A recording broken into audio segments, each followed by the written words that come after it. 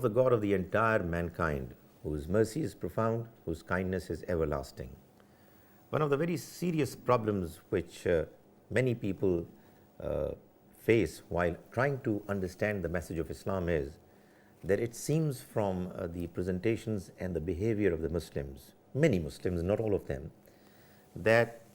the blood and life of non-Muslims is possible for the Muslims to be taken according to the attitude and the presentation of some of the Muslims who seem to be quoting the Quran to justify their acts of killing the non-Muslims. Is it true? Is it what the Quran says, that Muslims are allowed to kill the non-Muslims? Muslims are allowed to wage war against non-Muslims in order for them to be able to convert them to Islam. The fact of the matter is that the Quran mentions something which is very different. But unfortunately, like many other concepts of the Quran, in this area too, very serious and grave mistakes and blunders have been committed by some Muslims, which is causing the image of Islam and the proper understanding of it to not be delivered to the world at large. There are verses in the Quran which apparently give us the understanding that God is desiring from Muslims that they should get hold of the polytheists and the kuffar, the disbelievers, and to kill them. It is some of these verses which are present in the Quran which cause some people to believe that if it was written in the Quran that the polytheists are to be killed and then that the disbelievers are to be slain, then most certainly that understanding should be valid even today. The fact of the matter is that the Quran is a book which first and foremost describes the saga, the entire episode of the prophetic mission that was undertaken by Prophet Muhammad, may Allah's mercy be on him, and the entire mission that he was given included the important project of him and his companions to overpower his enemies,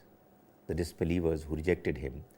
at the behest and decision of God Almighty, so that the punishment that was thus inflicted by God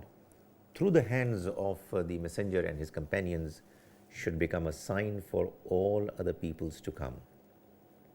This is a law which the Almighty mentions was applicable in the case of all messengers whose Arabic expression is Rusul, the singular of which is Rasul. Quran says that whenever a Rasul of God has come to this world, he has come with a very clear mandate, and that is that if the people of his own nation would accept him and his message, which is from God, that they are going to prevail and succeed in this worldly life as well as in the hereafter. However, if their message is going to be rejected, then the people who belong to the nation of the messengers are going to be punished not only in the hereafter but also in the worldly life as well. This is something which happened in the case of all prophets, whether it is Noah, Nuh, Hud, Saleh, Shoaib, Lut alayhimus salam, or Musa alayhis salam, Moses. All these prophets have been mentioned in the Quran, and they have been mentioned with this clear understanding that they came with the message of God, which was delivered properly, which got rejected,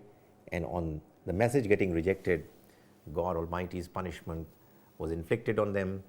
one way or the other.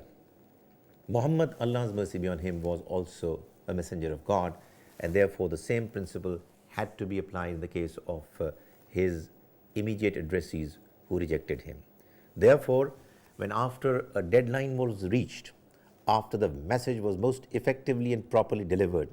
there had to come a time when those who opposed him were to also get the same punishment which was given to the people who rejected their respective messengers earlier on. And this most certainly was an era specific event to take place. It was something that had to happen, but it had to happen only and only in the case of the messenger and his companions. So that the Quran, which describes this whole happening in considerable details, contains those verses. It contains those verses because it was important for all times to come, people of all times to come to know that these important events wherein God's decision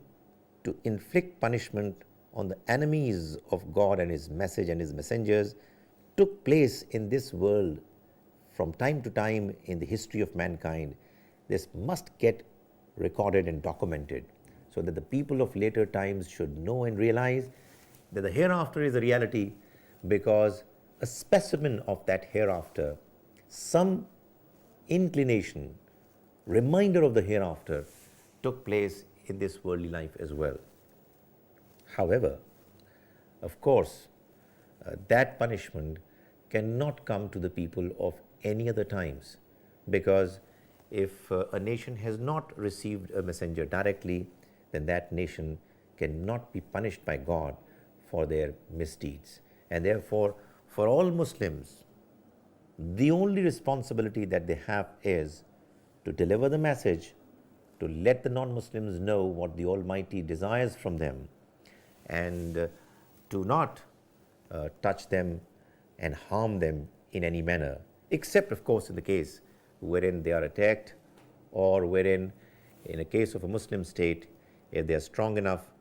they are still allowed to curb and to overcome religious persecution if it is taking place anywhere else. Otherwise,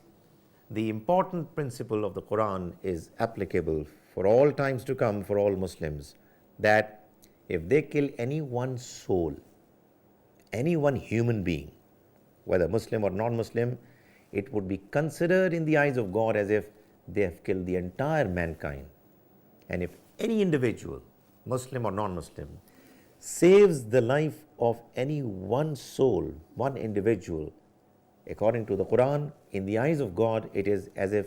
he or she has saved the entire mankind. So that the Quran is absolutely clear about the fact that the life, the honor, and the property of all human beings are sacred, and Muslims are duty bound to ensure that they are safeguarded and secured under all circumstances. There is no excuse available to the Muslims to kill anybody, whether a Muslim or a non-Muslim, according to the Quran, the Book of God. May God Almighty enable us to understand the Book of God properly, and may He enable us to follow it as best as we can.